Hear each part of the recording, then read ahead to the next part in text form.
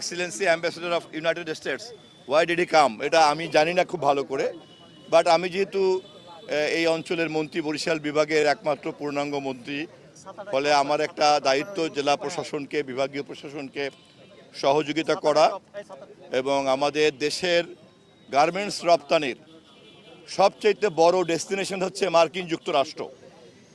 আমরা যে বৈদেশিক মুদ্রা উপার্জন করি, এই বৈদেশিক মুদ্রা উপার্জনের সবচেয়ে বড় পণ্য হচ্ছে আরএমজি, রেডিমেড গার্মেন্টস।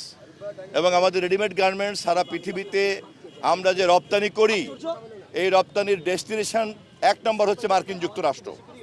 সেই মার্কিন যুক্তরাষ্ট্রের অ্যাম্বাসেডর যেহেতু আমাদের দক্ষিণাঞ্চলে আসছেন, বরিশালে আসছেন, বিভাগীয় প্রশাসন, জেলা প্রশাসন সহ আমাদের সকলের দায়িত্ব আছে এবং এখানকার সব নাগরিকেরই দায়িত্ব আছে আন্তরিকতা দেখানো, তারই অংশ হিসাবে আমি উপস্থিত আছি।